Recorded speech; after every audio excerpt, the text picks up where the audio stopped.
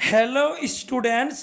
अभी हम लोग क्लास 12 फिजिक्स में most very very important MCQ question answer को पढ़ेंगे, जो आपके class 12 JAC board term 1 exam 8 April 2022 के लिए वरदान साबित होगी। यानी अभी हम लोग क्लास 12 फिजिक्स में JAC board term 1 MCQ exam 8 April 2022 के लिए 35 में 35, 35 में 35 लाने का तैयारी करेंगे एमसीक्यू क्वेश्चन में। तो चलिए अभी हम लोग जैक बोर्ड क्लास 12 फिजिक्स में चैप्टर 1 यानी इलेक्ट्रोस्टैटिक्स स्थिर वैद्युतिकी चैप्टर से most very very important objective question answer को पढ़ते हैं। देखिए क्वेश्चन नंबर 1 से।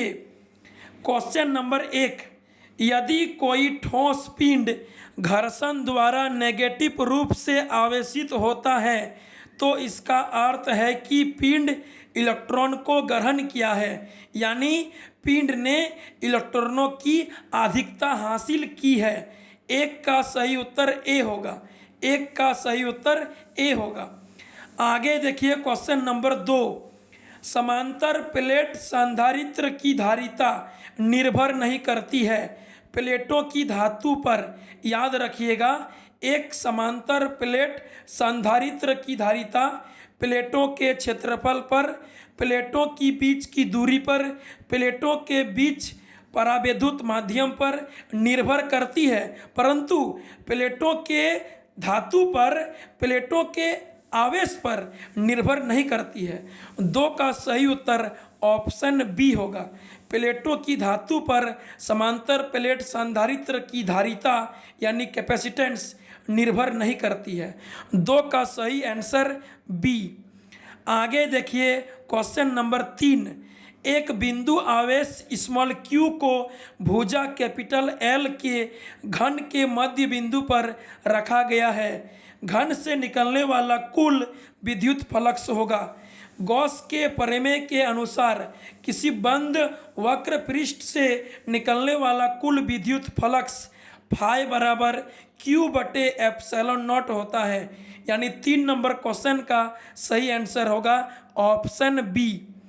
आगे देखिए क्वेश्चन नंबर 4 यानी 4, यदि किसी कुचालक गोले को आवेश दिया जाता है तो यह वितरित होता है गोले के सतह पर, गोले के पृष्ठ पर। 4 का सही आंसर ए होगा। 4 का सही उत्तर ऑप्शन ए।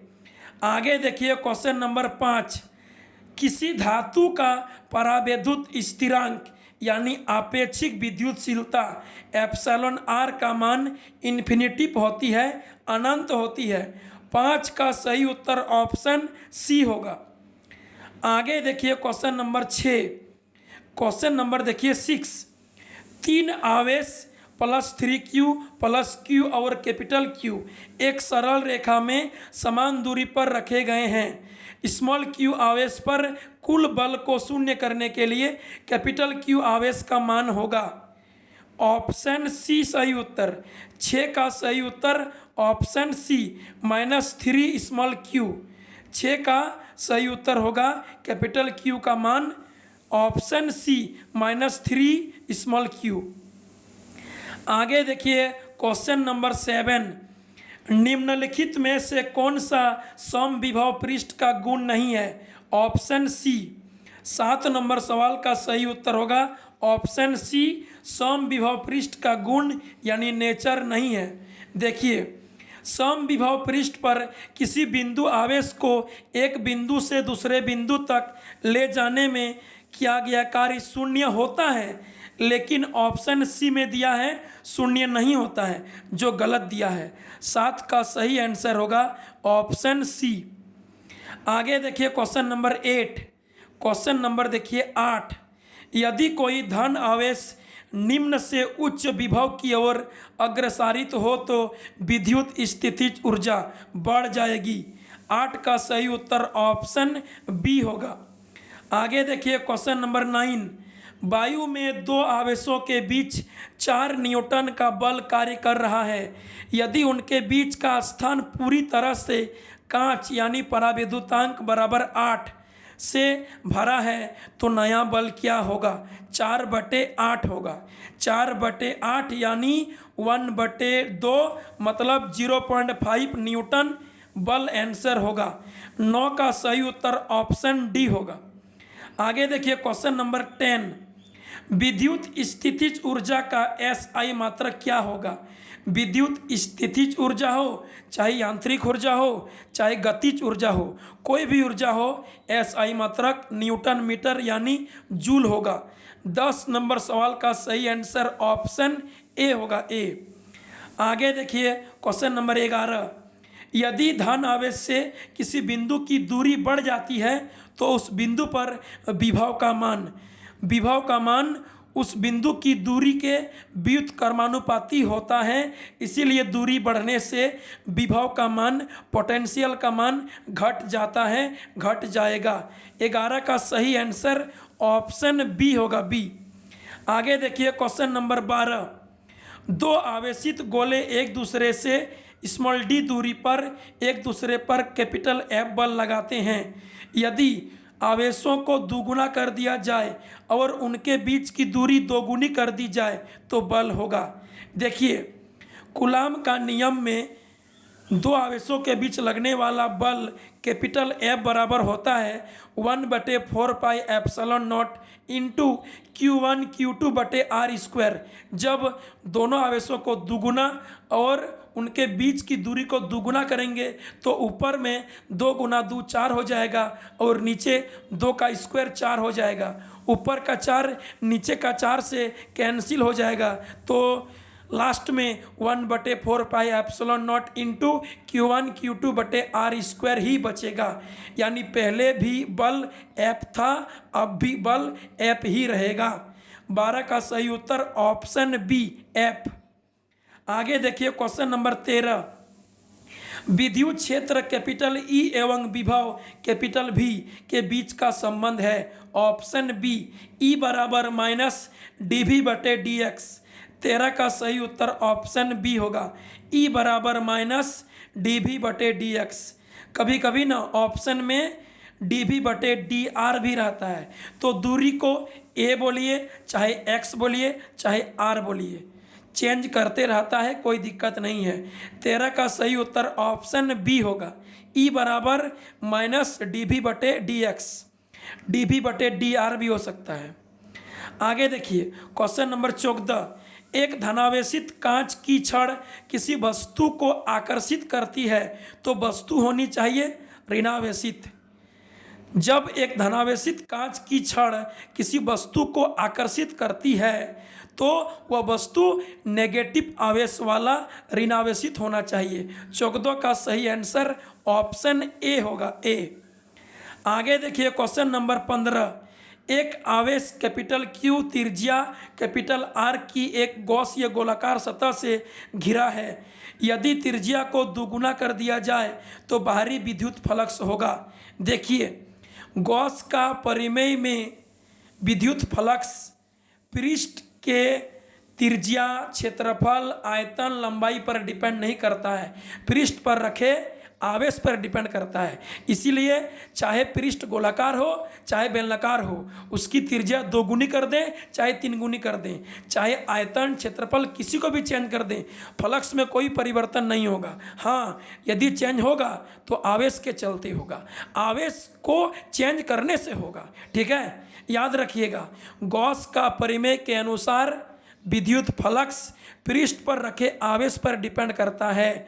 फाई बराबर Q/ε0 होता है, तो ε0 तो कांस्टेंट राशि है, यानी विद्युत फ्लक्स आवेश पर डिपेंड करेगा, न कि किसी गोलाकार या बेलनाकार पृष्ठ की त्रिज्या पर। इसीलिए त्रिज्या को 2 गुना कर दें चाहे 3 गुना कर दें, चाहे उठा के पटक दें, विद्युत फ्लक्स में कोई परिवर्तन नहीं होगा। 15 का सही उत्तर ऑप्शन सी होगा, अपरिवर्तित रहता है।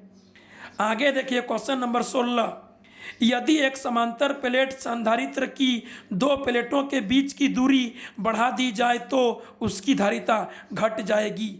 याद रखिएगा, समांतर प्लेट संधारित्र की धारिता दोनों प्लेटों की बीच की दूरी के व्युत्क्रमानुपाती होता है, इसीलिए दूरी को बढ़ा देंगे तो समांतर प्लेट संधारित्र की धारिता घट जाएगी। 16 का सही उत्तर ऑप्शन बी होगा, बी। आगे देखिए क्वेश्चन नंबर 17। जब एक विद्युत द्विध्रुव को एक समान विद्युत क्षेत्र में रखा जाता है तो यह अनुभव करता है एक बल युग्म आघूर्ण, एक आघूर्ण बल का अनुभव करता है। 17 का सही उत्तर ऑप्शन बी होगा। बोलेगा क्या बल का अनुभव करता है, तो बल का अनुभव नहीं करता है।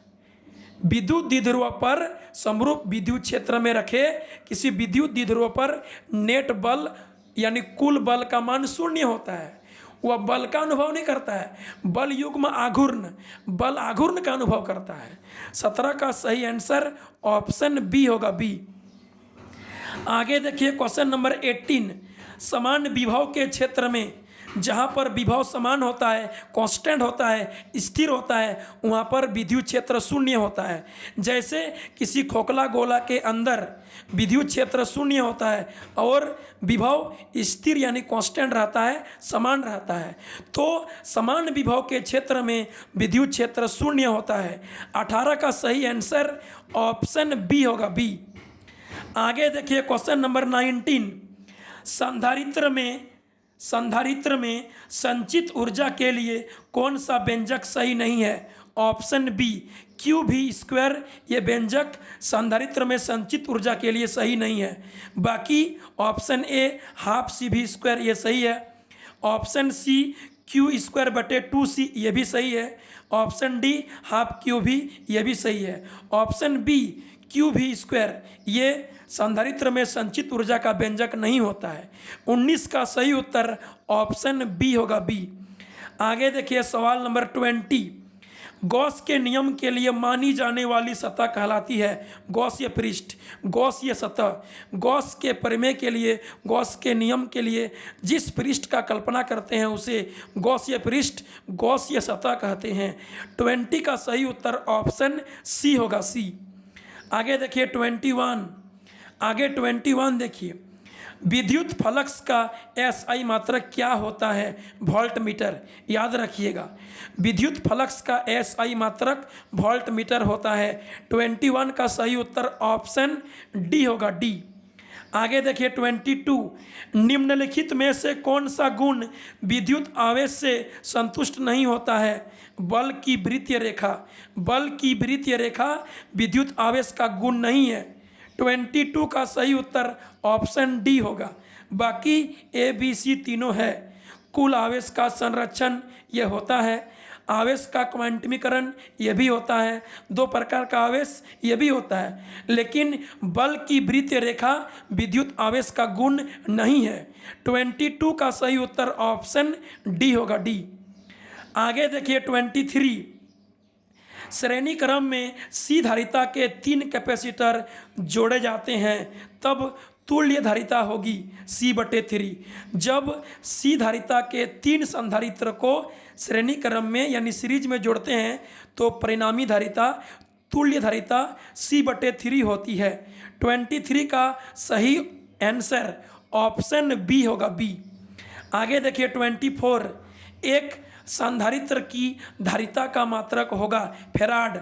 एक संधारित्र की धारिता का मात्रक कूलाम प्रति वोल्ट होता है, जिसको फैराड कहते हैं। याद रखिएगा, कैपेसिटेंस का एसआई मात्रक एसआई यूनिट कूलाम प्रति वोल्ट होता है, जिसे फैराड कहते हैं, एफ कहते हैं। 24 का सही आंसर ऑप्शन सी होगा, सी। आगे देखिए 25 देखिए। एक समांतर प्लेट संधारित्र में समान और विपरीत आवेशों वाली 2 वर्गाकार प्लेटें होती है। प्लेटों पर सतह आवेश घनत्व क्रमशः प्लस सिग्मा और माइनस सिग्मा है। प्लेटों के बीच के क्षेत्र में विद्युत क्षेत्र का परिमाण होगा। ऑप्शन ए सिग्मा बटे एप्सिलॉन नॉट होगा, ऑप्शन ए। आगे देखिए 26। एक समांतर प्लेट एयर कैपेसिटर का कैपेसिटेंस C है। जब यह परावैद्युत स्थिरांक 5 के परावैद्युत से पूरी तरह भर जाता है तो कैपेसिटेंस में प्रतिशत वृद्धि होगी। देखिए, एक वायु संधारित्र का धारिता C है। जब इनके बीच में 5 परावैद्युतांक वाला परावैद्युत भर देते हैं तो धारिता में कितना प्रतिशत वृद्धि होगा। देखिए, पहले C है, जैसे ही 5 वाला भर दिए तो 5C हो गया। तो पहले C था, अब 5C हो गया, तो कितना वृद्धि हुआ 4C। 4C को लिखेंगे परसेंटेज में तो क्या होगा 4C गुना 100 यानी 400%। ठीक है, 26 का सही आंसर होगा ऑप्शन डी 400%। आगे देखिए 27, एक समांतर प्लेट संधारित्र की 2 प्लेटों के बीच प्रति इकाई आयतन में संचित ऊर्जा होती है।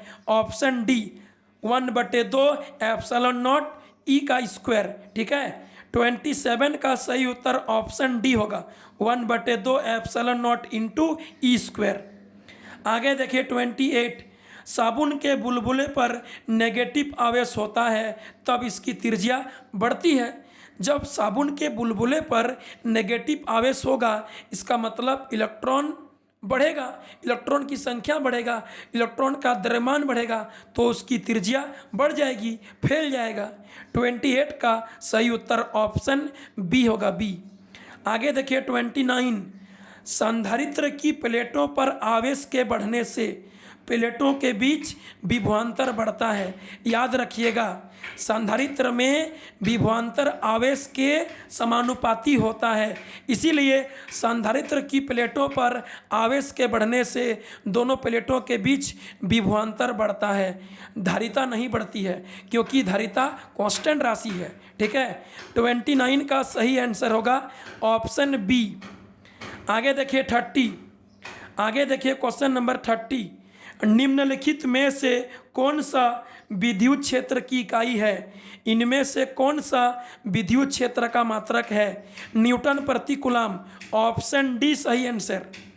आगे देखिए 31, एक ही त्रिज्या के 2 तांबे के गोले, एक ठोस और दूसरे खोखले, एक ही विभव के लिए आवेशित कर रहे हैं। इसमें ज़्यादा आवेश किसमें होगा।